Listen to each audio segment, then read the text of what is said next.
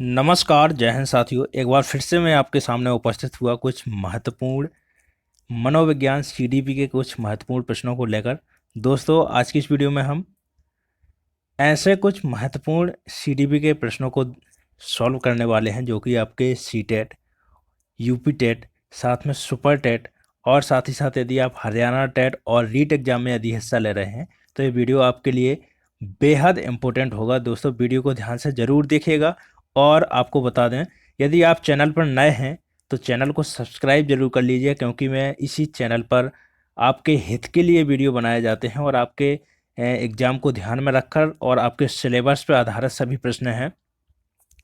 दोस्तों, वीडियो अच्छा लगे तो वीडियो को लाइक कर दीजिएगा और अपने दोस्तों में थोड़ा सा शेयर कर दीजिएगा। तो चलिए सबसे पहले प्रश्न की ओर बढ़ते हैं।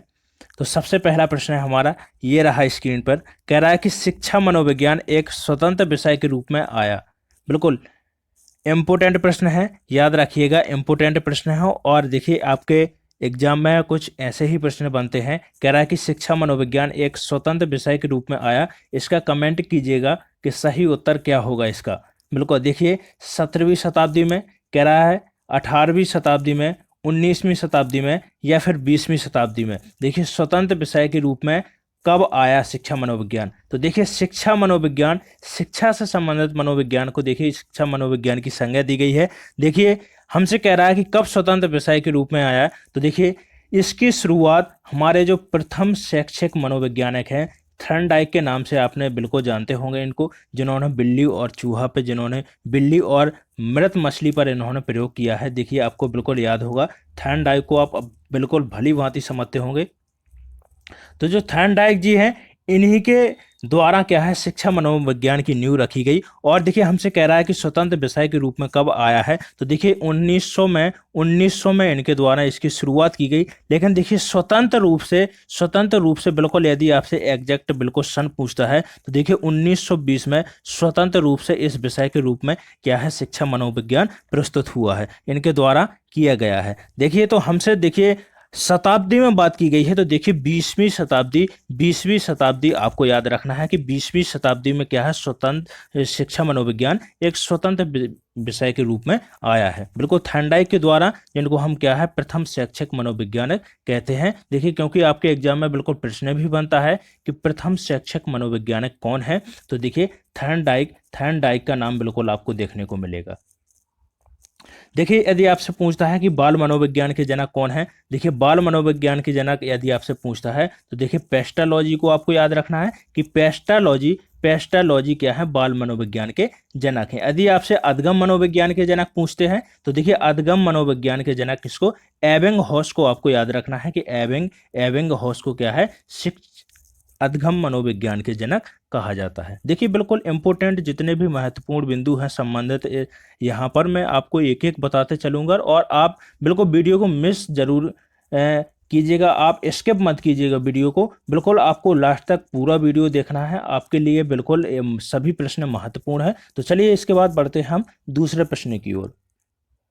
इस प्रश्न का आंसर जरूर कीजिएगा, इसका सही उत्तर क्या होगा। देखिए कह रहा है कि जो रूसी वैज्ञानिक हैं, याद रखना है आपको, जो लेव वाइगोत्स्की हैं, रूसी वैज्ञानिक हैं, रूसी मनोवैज्ञानिक लेव वाइगोत्स्की के समाज संरचना में दृढ़ विश्वास रखने वाले शिक्षक होने के नाते आप अपने बच्चों के आकलन के लिए, याद रखना है किसके लिए, आकलन के लिए निम्नलिखित में से किस चीज को, तिथि नहीं, यहाँ पर देखिए किस चीज को वरीयता देंगे। बिल्कुल देखिए सहयोगी प्रोजेक्ट को देंगे या वरीयता, या मानकीकृत परीक्षण, तथ्यों पर आधारित प्रत्यय स्मरण, या फिर वस्तुपरक बहुविकल्पी प्रकार के प्रश्न देकर। तो देखिए बच्चों के आकलन के लिए हम क्या है सबसे बेस्ट चीज बताना है। देखिए कह रहा है कि मानकीकृत परीक्षण को देंगे, बिल्कुल नहीं। देखिए उनके परीक्षण लेके नहीं अच्छे तरह से हम क्या कर आकलन कर सकते हैं। देखिए इसके बाद तीसरा है तथ्यों पर आधारित प्रत्यय स्मरण। बिल्कुल बच्चों को कोई भी चीज देखिए रटवाना नहीं है, उनको याद नहीं करवाना है, उनको जितने अच्छे तरह से हम समझा सकते हैं उनको समझाना है, पर हमको याद नहीं करवाना है। रटने पर हमें किसी भी विषय पर जोर नहीं देना है। देखिए इसके बाद चौथा है वस्तुपरक बहुविकल्पी प्रकार के प्रश्न देकर, बिल्कुल भी नहीं। तो देखिए चौथा भी गलत है, तीसरा भी गलत है, दूसरा दूसरा भी गलत है। तो देखिए पहला सहयोगी प्रोजेक्ट, देखिए लेव वाइगोत्स्की का एक की पॉइंट बता रहा हूं मैं आपको। देखिए यदि आपको कहीं पर भी जो समाज के ऊपर जोर दिया गया हो कि समाज के द्वारा कोई कार्य करना है या सहयोगी होकर कोई कार्य करना है, देखिए क्योंकि जो लेव वाइगोस्की हैं उनके द्वारा, लेव वाइगोस्की के द्वारा क्या है, लेव वाइगोत्स्की के द्वारा क्या है, समाज के ऊपर ज्यादा जोर दिया गया है। इनका जो सिद्धांत है वो है सामाजिक संज्ञानात्मक सिद्धांत, इनके द्वारा दिया गया है। सामाजिक संज्ञानात्मक सिद्धांत की यदि बात करते हैं तो किसके द्वारा दिया गया है, लेव वाइगोत्स्की के द्वारा दिया गया है। और इनके अनुसार क्या है कि बच्चे का विकास यदि होता है तो वो किसके द्वारा होता है, समाज के द्वारा होता है। समाज के द्वारा ही बच्चे क्या है, अपनी भाषा का विकास करते हैं, और उनका जो विकास है, विचारों का विकास भी क्या होता है, समाज के द्वारा ही होता है। इनके द्वारा देखिए एक और चीज गई है, निकट विकास का सिद्धांत, जिसको बोलते हैं John of proximal development, ZPD, आपको याद रखना है। तो देखिए समाज को वरीयता दी है इन्होंने। तो देखिए सहयोगी प्रकार से क्या है, बच्चे सब जब मिलजुल कर कार्य करते हैं तो ज्यादा अच्छी तरह से सीखते हैं। तो देखिए जो सबसे अच्छा आकलन का तरीका होगा वो क्या होगा, सहयोगी प्रोजेक्ट। बिल्कुल पहला उत्तर, पहला ऑप्शन बिल्कुल राइट आंसर हो जाएगा। चलिए बढ़ते हैं इसी क्रम में तीसरे प्रश्न की ओर। तीसरा प्रश्न कह रहा है कि प्रथम आधुनिक शिक्षा मनोवैज्ञानिक हैं। पहला ऑप्शन है विलियम जेम्स, दूसरा है विलियम वुड, या फिर थॉर्नडाइक। ऑप्शन चौथा है BF स्किनर है, यहां पर VF स्किनर कर लेना आप, ठीक है। तो कह रहा है कि प्रथम आधुनिक शिक्षा मनोवैज्ञानिक कौन है। देखिए मैं आपको पहले ही प्रश्न में बता चुका हूं, आपको ज्ञात होगा कि जो प्रथम शिक्षक मनोवैज्ञानिक है वो कौन है, थॉर्नडाइक को आपको याद रखना है। थॉर्नडाइक प्रथम शैक्षिक मनोवैज्ञानिक है। तो देखिए तीसरा ऑप्शन राइट आंसर हो जाएगा। देखिए विलियम जेम्स की बात करते हैं तो देखिए यदि आपसे पूछता है कि प्रकारवाद के जनक जिन्होंने क्या है, चेतना के कार्य पर जोर दिया है, चेतना के कार्य पर जोर किसके द्वारा दिया गया है, तो देखिए विलियम जेम्स के द्वारा दिया गया है। तो प्रकारवाद के जनक कौन है, प्रकारवाद के जनक विलियम जेम्स के द्वारा इस संगठन का निर्माण किया गया है, ठीक है, विलियम जेम्स, याद रखिएगा। विलियम वुड की बात करते हैं, देखिए तो विलियम वुड भी इसका राइट आंसर नहीं है। तो देखिए थॉर्नडाइक प्रथम शैक्षिक मनोवैज्ञानिक है। स्किनर की बात करते हैं तो देखिए स्किनर के द्वारा चूहे पर प्रयोग किया गया था, कबूतर पे भी इनके द्वारा प्रयोग किया गया था। 1938 में चूहे पर प्रयोग किसके द्वारा किया गया था, तो स्किनर के द्वारा। अनुकूलन का सिद्धांत इनका आपको याद रखना है। चलिए इसके बाद देखते हैं अगला प्रश्न। बिल्कुल देखिए कथन से संबंधित प्रश्न है और इंपोर्टेंट प्रश्न है, इसको भी याद रखिएगा। कह रहा है कि शिक्षा वह है जो मुक्ति दिलाए, किसका मत है बताइएगा। पहला ऑप्शन है विवेकानंद, दूसरा है शंकराचार्य, तीसरा है राधा कृष्णन, या फिर चौथा है गांधी जी। तो देखिए शिक्षा वह है जो मुक्ति दिलाए। तो देखिए एक एक के कथन को हम देख लेते हैं। सबसे पहले देखिएगा विवेकानंद जी के, यदि आपसे पूछता है कि देखिए विवेकानंद जी का जो कथन है वो क्या है, शिक्षा मनुष्य में निहित जन्मजात और आंतरिक शक्तियों की क्या है, पूर्ण अभिव्यक्ति है। ये किसके द्वारा कहा गया है, तो विवेकानंद जी के द्वारा कहा गया है। देखिए शिक्षा वह है जो मुक्ति दिलाए, ये कथन किसका है, शंकराचार्य। तो ऑप्शन दूसरा बिल्कुल राइट आंसर हो जाएगा। देखिए यहाँ पर जो देखिए एक और इम्पोर्टेंट मैं आपको बिल्कुल शिक्षा से संबंधित परिभाषा बता देता हूं। जो शिक्षा से संबंधित एक और गांधी जी के द्वारा जो परिभाषा दी गई है, क्या देखिए गांधी जी के अनुसार क्या है, शिक्षा से मेरा अभिप्राय है कि मनुष्य के शरीर, मस्तिष्क और आत्मा के सर्वोत्तम विकास से है। देखिए गांधी जी का जो कथन है, उन्होंने कहा है कि मनुष्य का शरीर, मस्तिष्क और आत्मा के क्या है, सर्वोत्तम विकास से, ये उनका मत है, ठीक है। तो तीनों परिभाषाएं आपको याद रखना है और इंपॉर्टेंट है, शिक्षा से संबंधित परिभाषाएं हैं। देखिए शंकराचार्य की तो मैंने आपको बता दी है बिल्कुल कि शिक्षा वह है जो मुक्ति दिलाए। विवेकानंद जी की जो परिभाषा है वो क्या है, मनुष्य में निहित, शिक्षा वह है जो मनुष्य में निहित जन्मजात एवं आंतरिक शक्तियों की क्या है, पूर्ण अभिव्यक्ति कराती है। चलिए इसी क्रम में अगला प्रश्न देखते हैं। थोड़ा सा सीटेट के लिए जो प्रश्न है वो बड़े प्रश्न होते हैं, इसलिए इनको एडजस्ट करना बिल्कुल कठिन होता है। देखिए बिल्कुल कह रहा है, देखिए प्रश्न कि कक्षा अध्यापक ने राघव को अपनी कक्षा में अपने कीबोर्ड पर स्वयं द्वारा तैयार किया गया मधुर संगीत बजाते हुए देखा। क्या है, जो कक्षा उनका अध्यापक था, जो क्लास टीचर था, वो क्या है, राघव को उन्होंने जो कीबोर्ड होता है उस पर क्या है, खुद के द्वारा एक मधुर संगीत बजाते हुए देखा। कक्षा अध्यापक ने विचार किया कि राघव में बुद्धि उच्च स्तरीय थी। बिल्कुल देखिए, कह रहा है कि कौन सी बुद्धि। हावर्ड गार्डनर को आपको याद रखना है। यहाँ पर हावर्ड गार्डनर से संबंधित भी आपके एग्जाम में बिल्कुल प्रश्न देखने को मिलेंगे। सीटेट एग्जाम यदि आप दे रहे हैं तो देखिए, सीटेट एग्जाम में हावर्ड गार्डनर वेरी इंपॉर्टेंट है। देखिए, हावर्ड गार्डनर का विश्लेषण बिल्कुल इसी प्रश्न में हम कर लेंगे अभी पर, जिससे आपका एक भी प्रश्न गलत नहीं होगा।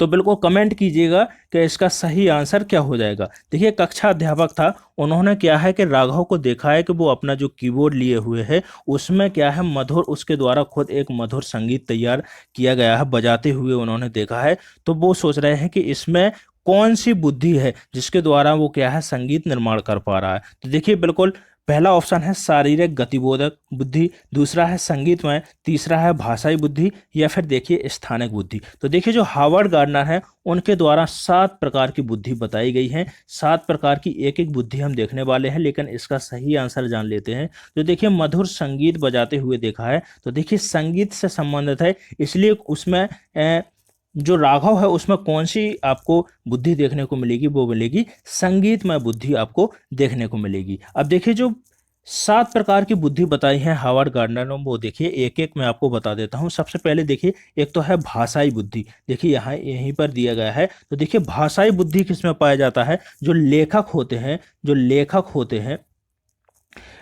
होते हैं, कवि होते हैं, लेखक हो गए, कवि हो गए, और जो देखिए जिनमें ज़्यादा बोलने की क्षमता होती है, जैसे लेखक हो गए, कवि हो गए, उनमें भी क्या है, भाषाई बुद्धि आपको देखने को मिलेगा। इसके बाद देखिए, शारीरिक गति बोधक बुद्धि। शारीरिक गति बोधक बुद्धि की बात करते हैं तो देखिए, नर्तकी, जो डांस करने वाले लोग होते हैं, उनमें कौन सी बुद्धि आपको देखने की मिलेगी, शारीरिक गतिबोधक बुद्धि। वो क्या है, अपने शरीर पर जो नियंत्रण प्राप्त करते हैं, जो शरीर पर नियंत्रण कर लेते हैं, उसमें क्या है, उन वो कौन सी किस्म बुद्धि पाई जाती है, जो डांस करते हैं उनमें क्या होता है, गति की बुद्धि पाई जाती है। ठीक है, इसके बाद देखिए, तार्किक गणितीय बुद्धि।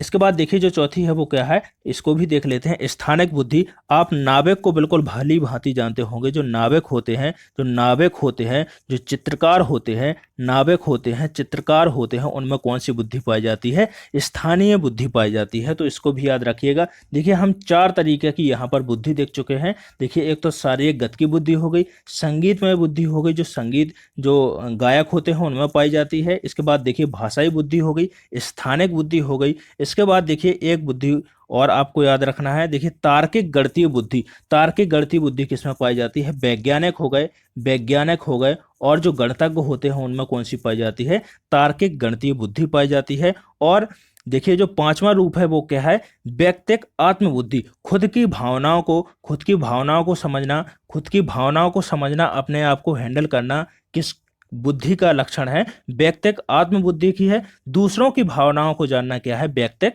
पर बुद्धि। तो देखिए, कुल 7 प्रकार की बुद्धि जो हावर्ड गार्डनर के द्वारा सुझाई गई हैं, इनके द्वारा जो बुद्धि का सिद्धांत दिया गया है वो बहुबुद्धि का सिद्धांत दिया गया है। याद रखिएगा, एग्जाम में पूछ लिया जाता है कि बहुबुद्धि का सिद्धांत किसके द्वारा दिया गया है। कंफ्यूज नहीं होना है आपको, क्योंकि इसी से रिलेटेड कई प्रकार के प्रश्न बनते हैं बुद्धि से संबंधित।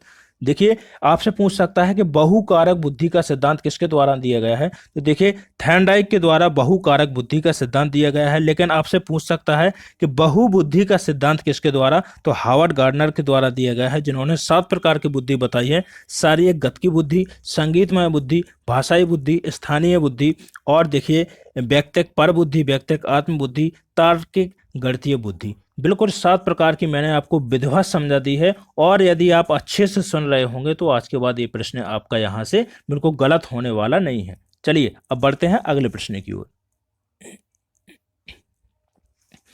देखिए, अगला प्रश्न है, कह रहा है कि एक बालिका के उसके पिता के प्रति आकर्षण को फ्रायड ने क्या कहा है। देखिए, कह रहा है कि फ्रायड के द्वारा एक बालिका है जो अपने पिता के प्रति उसका आकर्षण है। ठीक है, पिता से वो ज़्यादा प्रेम करती है, माता से थोड़ा कम करती है। ठीक है, तो जो पिता से उसका प्रेम है, उसको फ्रायड ने क्या कहा है, क्या शब्द दिया है उसके लिए। बिल्कुल देखिए ऑप्शन है और इम्पोर्टेंट प्रश्न भी है, इसको याद रखिएगा। दोस्तों मैं आपको बता दूं, यदि आप चैनल पर नए हैं तो बिल्कुल एजुकेशन बेस्ड चैनल को आप सब्सक्राइब कर लीजिएगा। बिल्कुल फ्री में है, कोई पैसा नहीं लग रहा है आपको सब्सक्राइब करने का।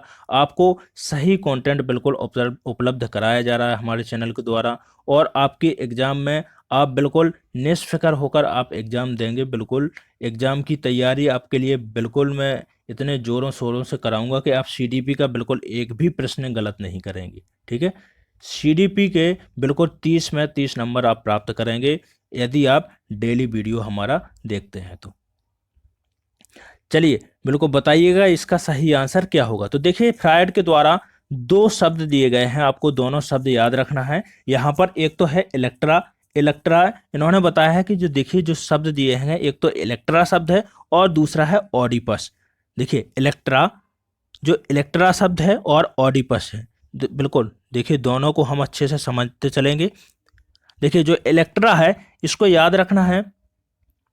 जो इलेक्ट्रा है वो ग्रंथि है, वो किस में पाई जाती है, वो ग्रंथि पाई जाती है लड़की में। किस में पाई जाती है, लड़की में पाई जाती है। और इसी ग्रंथि का जो विकास होता है वो किस में, जो इन दोनों ग्रंथियों का विकास होता है, इलेक्ट्रा और ऑडिपस दोनों ग्रंथियों का विकास होता है, वो शैशवा अवस्था में हो जाता है। और 4 से 6 वर्ष की उम्र तक ये ग्रंथि बनी रहती है। इस कारण क्या होता है कि जो इलेक्ट्रा ग्रंथि है, इससे जो लड़की होती है उसका आकर्षण किसके तरफ होता है, पिता की तरफ होता है। माता से वो क्या होती है, थोड़ी कटी कटी समझ में आएगी आपको। वो मतलब माता के प्रति उसका ज़्यादा आकर्षण नहीं रहेगा। लेकिन जो झगड़ा करती हैं जो बच्ची, आपने देखा होगा कि माता की ओर उनका थोड़ा कम आकर्षण होता है, पिता की ओर उनका क्या होता है कि ज़्यादा वो बच्चियां होती हैं जो प्रेम करती हैं। और जो लड़के होते हैं वो क्या है कि जो लड़के होते हैं उनमें पाई जाती हैं ऑडिपस ग्रंथि पाई जाती है। जो लड़के होते हैं, लड़कों में कौन सी ग्रंथि पाई जाती है, ऑडिपस ग्रंथि पाई जाती है, जिनका आकर्षण क्या होता है, माता की ओर होता है। माता से ज़्यादा प्रेम करते हैं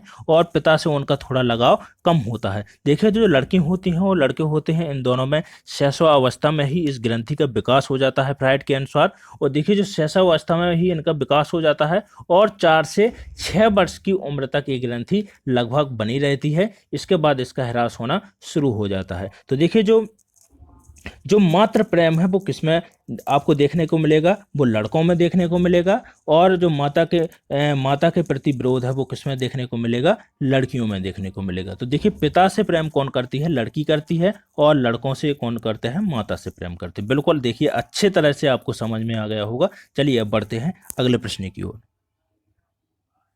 नेक्स्ट प्रश्न है, कह रहा है कि एक समावेशी कक्षा में किस पर जोर देना चाहिए। ऑप्शन है सामाजिक पहचान के आधार पर छात्रों के अलगाव पर। ऑप्शन दूसरा है हर बच्चे के सामर्थ्य को अधिकतम करने के लिए अवसर प्रदान करने। ऑप्शन तीसरा है प्रदर्शन और अभिमुखी लक्ष्यों पर। ऑप्शन चौथा है अभिवेदी समरूपी निर्देशों पर। तो देखिए जो समावेशी कक्षा है, देखिए इसका एक ही कीवर्ड है, आपको याद रखना है कि जहां पर एक ऐसी कक्षा जहां पर सामान्य बच्चे जो बिल्कुल पूर्ण रूप से सामान्य हैं, ना तो वह विकलांग हैं, आर्थिक रूप से भी मजबूत हैं।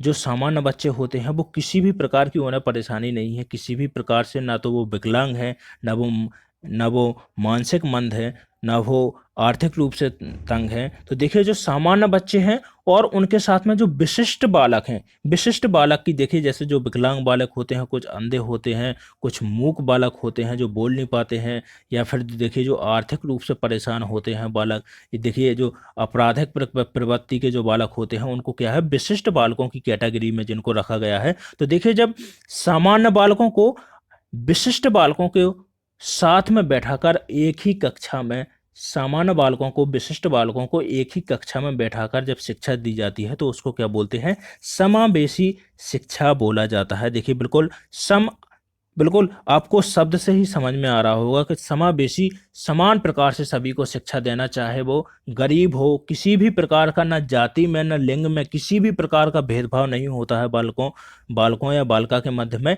न देखिए जो बच्ची है उसको भी और जो बालक हैं उसको भी समान लिंग के आधार पर, न जाति के आधार पर, न किसी भी प्रकार का भेदभाव नहीं होता है, समान प्रकार से सभी को शिक्षा उपलब्ध कराई जाती है। ऐसी शिक्षा को क्या बोलते हैं? समावेशी शिक्षा बोलते हैं। और जिस कक्षा में दी जाती है उसको क्या है? समावेशी कक्षा के रूप में देखते हैं। ठीक है, तो देखिए हर बच्चे के क्या है? सामर्थ्य को अधिकतम करने के लिए उनको क्या है? अवसर प्रदान करना।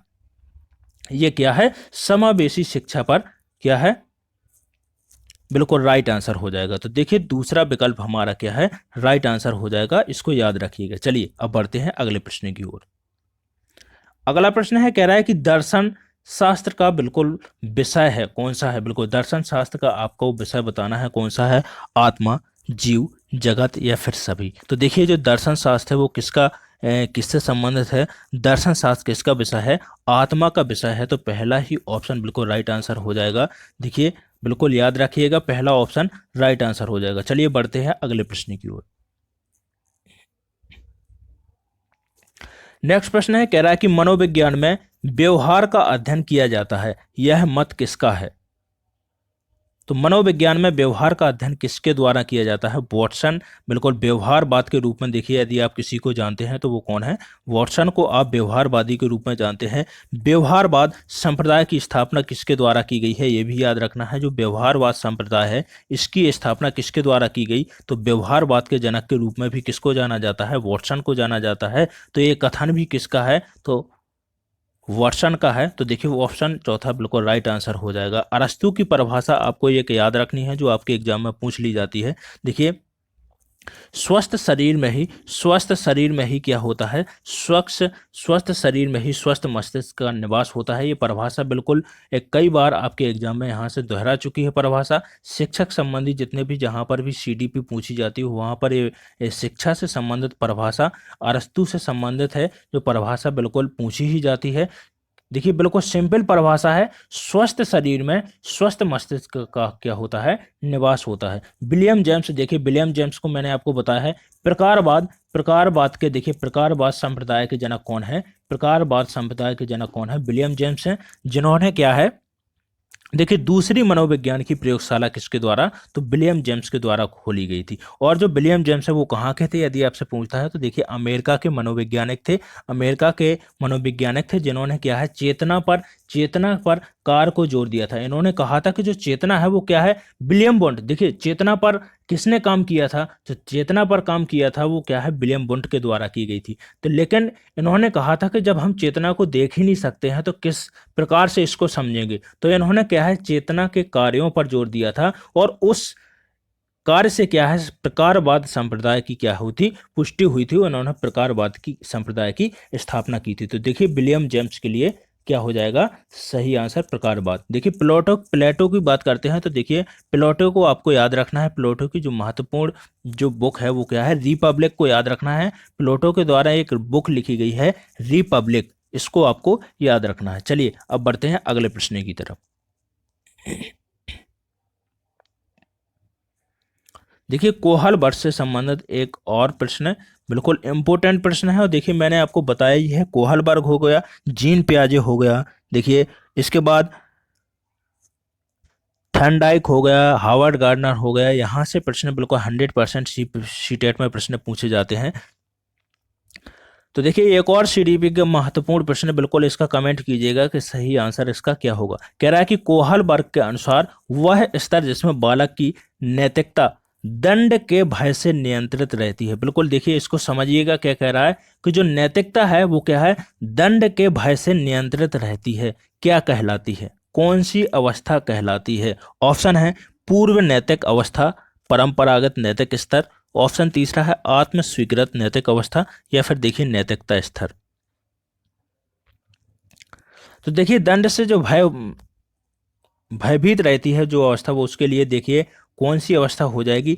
जो कोहलबर्ग है उनके द्वारा 3 अवस्थाएं बताई गई हैं, जिनको क्या है? इनके भी फिर भाग हैं इसके बाद। तो प्रत्येक अवस्था के 2 भाग हैं, इसी प्रकार इनके कुल कितने? 6 भाग हो जाते हैं। लेकिन इनके द्वारा जो मेन अवस्थाएं बताई गई हैं, वो नैतिक अवस्थाएं बताई गई हैं, वो कितनी बताई गई हैं? 3 बताई गई हैं। एक तो देखिए परंपरागत, पहला है पूर्व नैतिक अवस्था, इसके बाद जो दूसरा है वो नैतिक अवस्था, और जो तीसरा है वो है उत्तर नैतिक अवस्था। 3 अवस्थाएं बताई गई हैं। तो देखिए याद, एक को आपको याद रखना है। पहला है पूर्व परंपरागत स्तर या पूर्व नैतिक स्तर बोलते हैं जिसको, दूसरा है परंपरागत स्तर, तीसरा है पश्च या फिर उत्तर नैतिक अवस्था। ठीक है, तो देखिए जो सबसे पहली जो अवस्था है उसको आपको समझना है, क्योंकि उसी से रिलेटेड प्रश्न है। कह रहा है कि देखिए दंड से भयभीत रहता है उसमें बालक, नियंत्रित में रहता है। देखिए तो जो पहली अवस्था है वो क्या है? पूर्ण नैतिक अवस्था। तो बिल्कुल यही राइट आंसर हो जाएगा हमारा। लेकिन मैं आपको यहाँ पर बिल्कुल कंसेप्ट को क्लियर करके रहूंगा। यहाँ पर देखिए आप, तो जो पूर्व नैतिक अवस्था है, पहले इन्होंने क्या है, कोहल वर्ग ने इसको 2 भागों में बांटा है। एक तो है आत्म केंद्रित अवस्था, एक तो है आत्म केंद्रित, और दूसरी है दंड या आज्ञा पालन। क्या है? दंड या आज्ञा पालन, दंड या आज्ञा पालन की अवस्था। तो देखिए जो पहली अवस्था है, जो पूर्व नैतिक अवस्था है, वो तो हमारा राइट आंसर हो जाएगा, क्योंकि जो दंड या आज्ञा पालन है वो किससे संबंधित है? पूर्व नैतिक अवस्था से संबंधित है। तो पहला ऑप्शन बिल्कुल राइट आंसर हो जाएगा। लेकिन जो आत्म केंद्रित अवस्था है, इसमें क्या होता है? बिल्कुल बच्चा बिल्कुल अपने, जो उसकी मर्जी होती है वही करता है, जिसमें क्या है, बालक सिर्फ अपनी परवाह करता है, वो दूसरे की परवाह नहीं करता है। उसके सामने यदि आप चॉकलेट लेके जाओगे तो वो एक भी किसी को नहीं देगा, पूरी की पूरी चॉकलेट अपने पास रख लेगा, और पूरी चॉकलेट क्या है, उसको खाने लगेगा। जितनी उससे खावेगी गिरा देगा, फेंक देगा कहीं पर भी, पर वो देगा किसी को नहीं। वो क्या है, पूर्णतः आत्म केंद्रित रहता है, वो अपनी ही बात मनवाना चाहता है, वो जो बोलेगा वही सही है, बाकी वो सोचता है कि सब गलत है। ठीक है, तो ये होता है क्या है, आत्म केंद्रित होता है। पहली अवस्था हो गई। लेकिन जो दूसरी अवस्था होती है, दंड या आज्ञा पालन की अवस्था होती है। जैसे उसके क्या है, देखिए इस प्रकार से समझिएगा आप, जो दंड या आज्ञा पालन की अवस्था होती है, इसमें क्या है, पिताजी ने बोला मेरे लिए 1 गिलास पानी लेकर आओ। अब उसको भय होता है कि यदि पिताजी की मैं यदि बात नहीं मानूंगा, मैं यदि 1 गिलास पानी लेकर उनको लिए नहीं लाऊंगा, तो क्या है, उसे मार पड़ेगी। और मार के डर से वो क्या है, वो क्या करता है कि 1 गिलास उनके लिए लाकर पानी लेकर आता है। तो यही है दंड, कि दंड के भय से वो क्या करता है कि आज्ञा का पालन करता है। दंड या आज्ञा पालन की अवस्था यही कहलाती है। तो देखिए कह रहा है कि कोहल वर्ग के अनुसार वह स्तर जिसमें बालक की नैतिकता क्या होती है, दंड के भय से नियंत्रित रहती है। वो क्या है कि जैसे ही वो उनके लिए, उसके लिए ऑर्डर लगेगा, वो उसके पिताजी के द्वारा ऑर्डर लगेगा कि मेरे लिए 1 गिलास पानी लाओ, तो वो सोचेगा यदि मैं पानी नहीं लाऊंगा तो क्या है, मुझे मार पड़ेगी। और इसी भय से वो क्या होता है, 1 गिलास लाकर उनके लिए पानी लेकर आता है। तो बिल्कुल देखिए, आपको विधिवत तरीके से मैंने समझा दिया है। यदि बिल्कुल आपको समझ में आया हो तो बिल्कुल वीडियो को लाइक जरूर करना, और दोस्तों अपने दोस्तों में शेयर जरूर कर दीजिएगा। बहुत मेहनत करनी पड़ती है आपके लिए। चलिए अगला प्रश्न देखते हैं। देखिए कह रहा है कि रिपब्लिक किसकी रचना थी? ऑप्शन है अरस्तु, ऑप्शन दूसरा है प्लेटो, रूसो या फिर रॉस्की। तो देखिए अरस्तु की जो, पहले बिल्कुल सही आंसर बताइएगा, कमेंट कीजिएगा, इसके बाद में मैं आपको आंसर दूंगा इसका। जो रिपब्लिक रचना है वो पहले ही मैं क्योंकि आपको बता चुका हूं किसकी रचना है, तो प्लेटो बिल्कुल आपका राइट आंसर हो जाएगा। दूसरा ऑप्शन राइट आंसर हो जाएगा। जो रिपब्लिक रचना है वो किसकी है? प्लेटो से संबंधित है। देखिए अरस्तु की एक रचना है पॉलिटिक्स। पॉलिटिक्स, पॉलिटिक्स ज़्यादा इंपॉर्टेंट तो नहीं है, लेकिन मैं आपको बता देता हूँ जो प्लेटो की रचना है वो क्या है, पॉलिटिक्स है। रूसो की रचना को आपको याद रखना है क्योंकि ये इंपॉर्टेंट है। और देखिए रूसो के बारे में और भी मैं इंपॉर्टेंट पॉइंट आपको यहाँ पर बताऊंगा। जो रूसो की रचना है वो है M L and education, M L and education.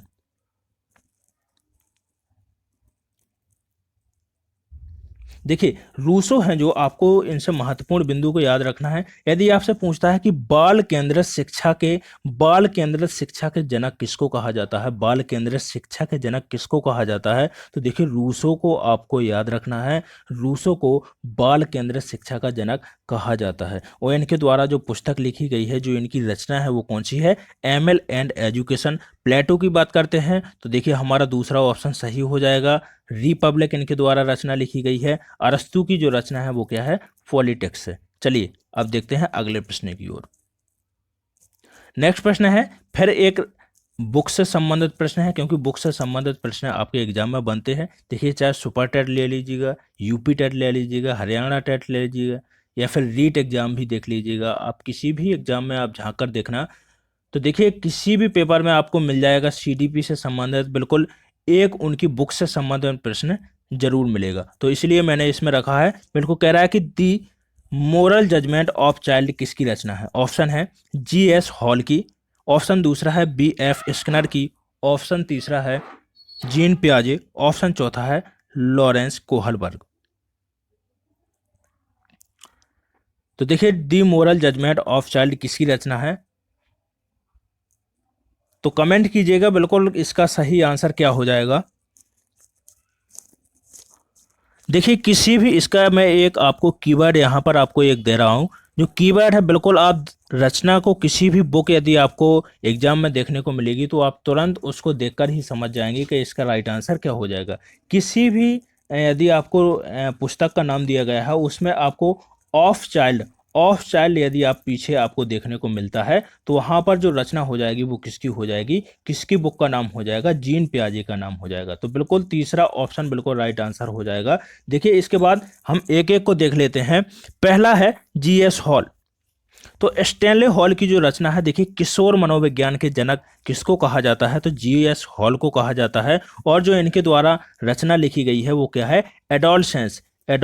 Adolescence है, इसको याद रखिएगा। एडोलसेंस या जिसको बोलते हैं किशोरावस्था, एडोलसेंस किसके द्वारा लिखी गई है? तो स्टैनले हॉल के द्वारा। इन्होंने कहा है कि जो किशोरावस्था होती है वो तनाव, दबाव और तूफान की अवस्था होती है। बहुत ही इस अवस्था में बालक जिद्दी होता है। इसके बाद देखिए बी.एफ. स्किनर की बात करते हैं। तो देखिए बिहेवियर ऑफ ऑर्गेनिज्म क्या है? बिहेवियर ऑफ ऑर्गेनिज्म किसकी रचना है? तो आपको याद रखना है और इंपोर्टेंट है और पूछी भी जा चुकी है कई बार एग्जाम्स में। Behaviour of organism BF. Skinner से संबंधित रचना है। इनकी बुक का नाम क्या है? Behaviour of organism. Lawrence Kohlberg, देखिए लॉरेंस कोहलबर्ग की बात करते हैं तो देखिए साइकोलॉजी ऑफ मोरल डेवलपमेंट किसकी बुक का नाम है? तो लॉरेंस कोहलबर्ग को नाम रखना है, आपको याद रखना है इसको, ठीक है। चलिए बढ़ते हैं हम नेक्स्ट प्रश्न की ओर। बिल्कुल अगला प्रश्न देखिए जीन पियाजे से संबंधित है और सभी आपके क्या है सिलेबस पे आधारित प्रश्न रखे हैं मैंने, क्योंकि एक भी प्रश्न ऐसा नहीं होगा जो आपके एग्जाम के लिए इम्पोर्टेंट ना हो।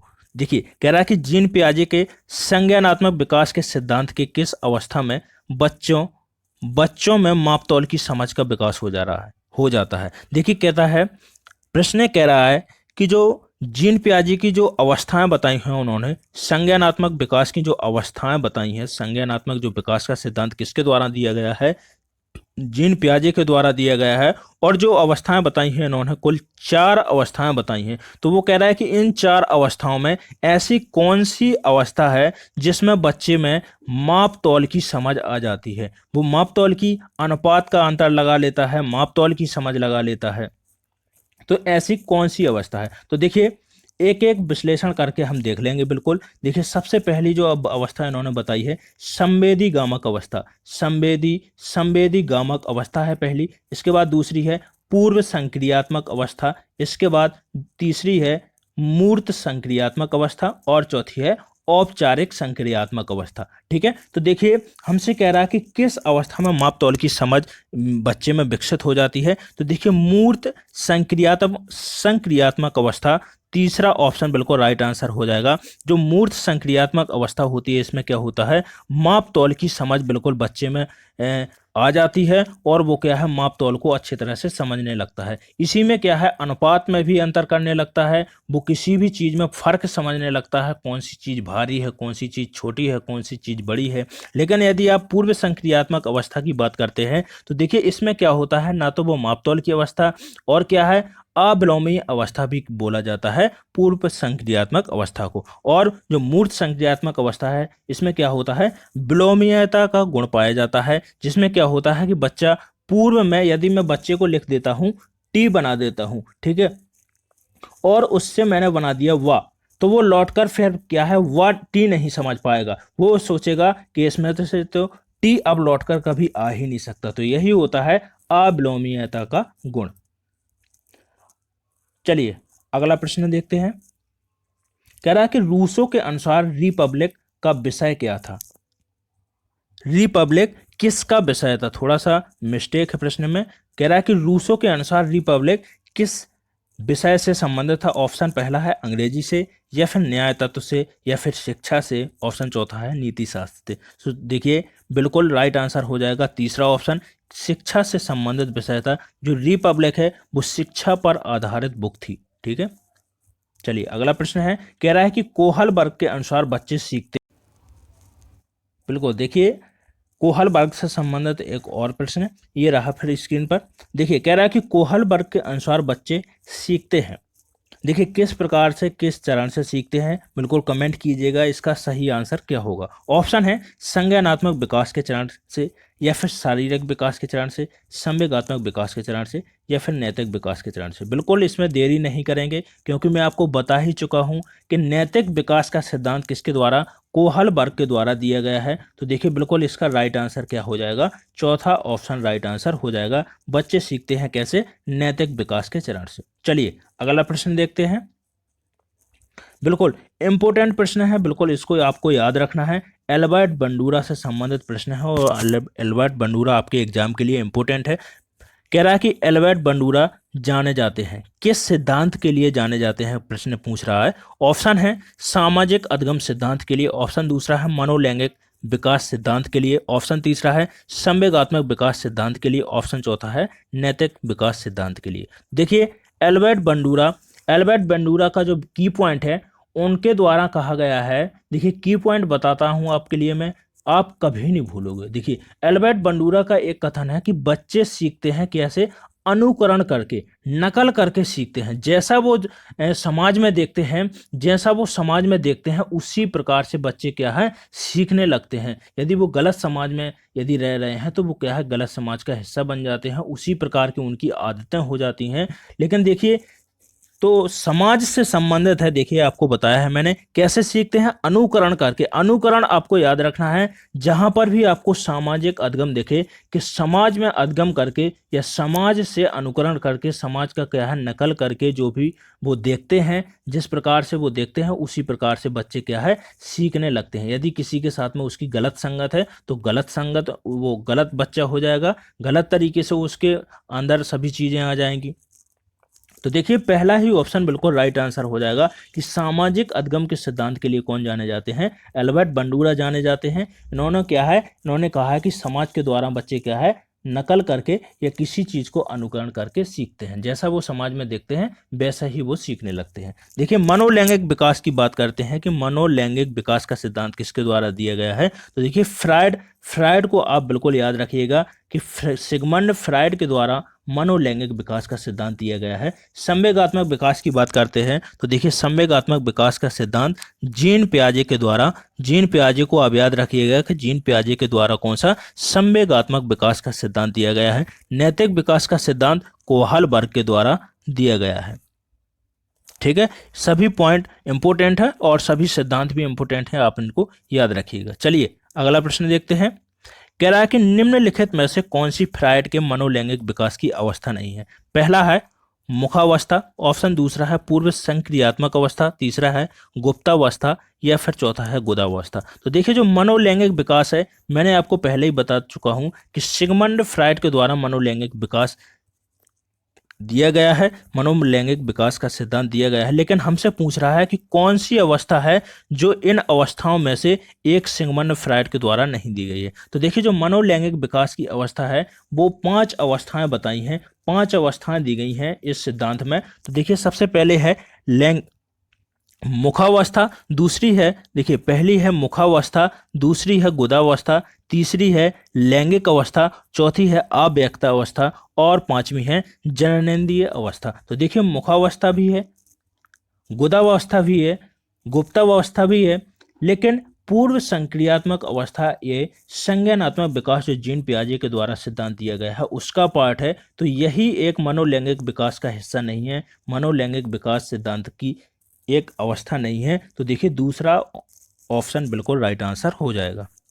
चलिए अब बढ़ते हैं अगले प्रश्न की ओर। कह रहा है कि मनोविज्ञान का जन्म हुआ, कहाँ से हुआ है, किस शास्त्र से हुआ है? पहला है गणित से हुआ है, कला से हुआ है, भूगोल से हुआ है, या फिर दर्शन शास्त्र से हुआ है? तो देखिए जो मनोविज्ञान की उत्पत्ति हुई है, पहले मनोविज्ञान को किसके रूप में जानते थे? तो दर्शन शास्त्र के रूप में जानते थे। तो ऑप्शन चौथा बिल्कुल राइट आंसर हो जाएगा।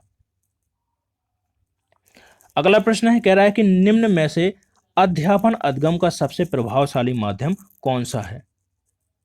अध्यापन और अध्ययन का सबसे प्रभावशाली माध्यम बताना है आपको, कौन सा है? ऑप्शन है बिना विश्लेषण के अवलोकन करना, अनुकरण या फिर नकल और दोहराना, तीसरा है विषय वस्तु को यंत्रवत याद करना, और चौथा है संकल्पनाओं के बीच संबंध खोजना। तो देखिए किसी भी बच्चों को प्रभावशाली तरीका पूछा है कि सबसे अच्छा तरीका पढ़ाने का अध्ययन, शिक्षण और अध्ययन का तरीका कौन सा है? बिल्कुल सीखने सिखाने का सबसे अच्छा तरीका पूछ रहा है, कौन सा है? तो बिना विश्लेषण के अवलोकन करना। बिना विश्लेषण के अवलोकन करना बिल्कुल एक गलत तरीका है। देखिए जब किसी भी चीज में आप अंतर नहीं कर पाओगे, विश्लेषण नहीं कर पाओगे, तो उसका अवलोकन करना कठिन होगा। इसके बाद देखिए अनुकरण और नकल करने से तो बिल्कुल आप सीख नहीं सकते हो। देखिए नकल करना और किसी चीज को याद करवाना, रटाना बिल्कुल गलत है। तो देखिए तीसरा भी गलत है, दूसरा भी गलत है। तो देखिए संकल्पनाओं, किसी भी देखिए संकल्पनाओं के बीच क्या है, संबंध खोजना, उनके बीच संबंध जोड़ना क्या है, इसके माध्यम से हम क्या है, अच्छा शिक्षण अध्ययन कर सकते हैं। बिल्कुल क्या है, अध्यापन अध्ययन बिल्कुल अच्छे तरह से कर सकते हैं संकल्पनाओं के बीच में क्या है, संबंध जोड़कर। तो बिल्कुल फोर्थ ऑप्शन राइट आंसर हो जाएगा।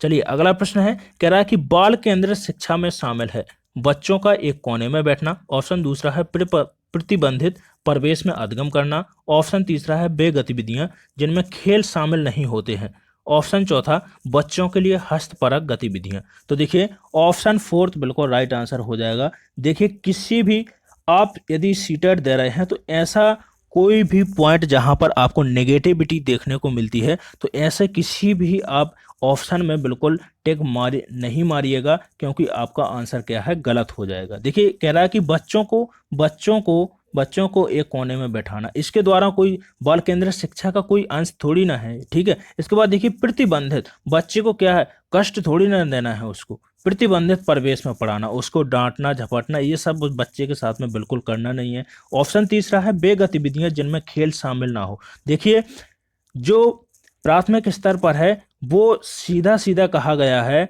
देखिए कि बच्चे को यदि आप पढ़ाना चाहते हैं तो वो क्या है, खेल के माध्यम से, क्योंकि बच्चे खेल में ज़्यादातर रुचि लेते हैं। तो खेल के माध्यम से यदि आप पढ़ाएंगे बच्चे को तो वो ज़्यादा बेहतर तरीके से सीख पाएगा। तो देखिए बिल्कुल जो ऑप्शन चौथा है क्या है, बच्चों के लिए हस्तपरक गतिविधियां करना, उनको खुद करने का मौका देना, उनके लिए क्या है, उनके साथ में कार्य करना, और क्या है जो बच्चे होते हैं उनको करके सीखने पर जोर देने पर बच्चों के हस्तपरक गतियों के लिए बाल केंद्रित शिक्षा का भाग होगा। ठीक है, चलिए बिल्कुल सभी प्रश्न हमने देखिए कंप्लीट कर लिए हैं, और एक एक प्रश्न आपके एग्जाम के लिए इम्पोर्टेंट है। यदि दोस्तों वीडियो समझ में आया हो और वीडियो अच्छा लगा हो तो प्लीज़ चैनल को सब्सक्राइब जरूर कीजिएगा। थोड़ा सा आपके सपोर्ट की ज़रूरत है, यदि आप एक लाइक करें और अपने दोस्तों में शेयर कर दें तो बड़ी मेहरबानी होगी दोस्तों आपकी। बिल्कुल वीडियो कैसा लगा है कमेंट करके ज़रूर बताइएगा, और एक एक प्रश्न आपके लिए एग्जाम के लिए महत्वपूर्ण था। दोस्तों फिर से कह रहा हूँ, प्लीज़ चैनल को सब्सक्राइब जरूर कीजिएगा यदि वीडियो अच्छा लगा हो, और अपने दोस्तों में शेयर कर दीजिएगा। चलिए फिर से मिलते हैं ऐसे ही अच्छे महत्वपूर्ण प्रश्नों के साथ में, तब तक के लिए धन्यवाद।